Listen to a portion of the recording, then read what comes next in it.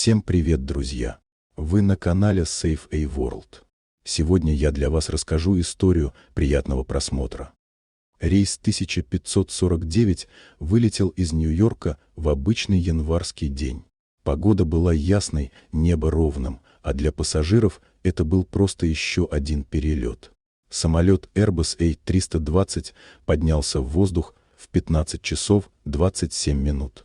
Люди только успели откинуться на спинки кресел, кто-то достал наушники, кто-то закрыл глаза, готовясь к короткому рейсу. На борту было 155 человек. Никто не подозревал, что уже через 1,5 минуты после взлета они окажутся на грани катастрофы. Спустя 90 секунд при наборе высоты лайнер врезался в большую стаю канадских гусей. Удары были мгновенными и мощными. Птицы попали прямо в оба двигателя. Один вышел из строя сразу, второй заглох почти моментально. Самолет, потеряв всю тягу, превратился в тяжелый планер. В кабине пилотов наступила зловещая тишина, прерываемая только тревожными звуками приборов. Чесли Саленбергер, командир экипажа, не растерялся ни на секунду. Его голос в эфире был спокойным.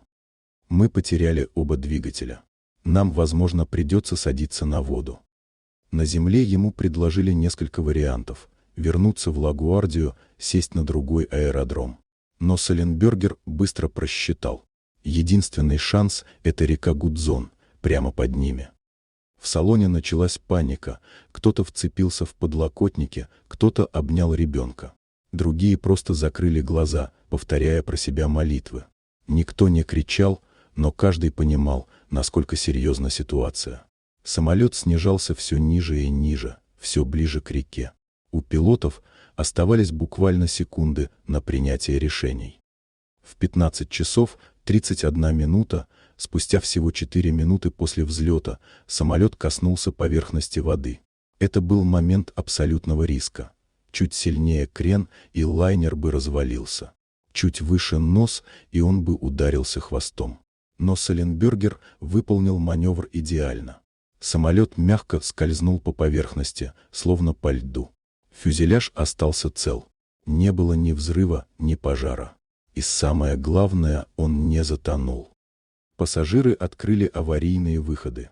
Кто-то выбрался на крыло, кто-то держался за хвостовую часть. Вода была ледяной, январской. Люди стояли в ней, дрожа от холода, но живые. Катера добрались до самолета через считанные минуты. Позже всех 155 человек спасли. Ни один не погиб. Чесли Саленбергер стал героем.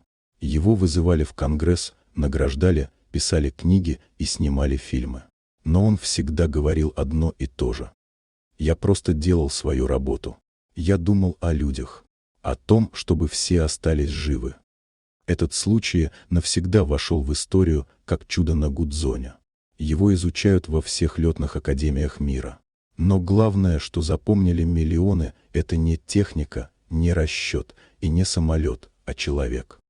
Дорогие друзья, если вам понравилось видео, поставьте лайк, а также подписывайтесь на канал, где наши авторские истории выходят каждый день.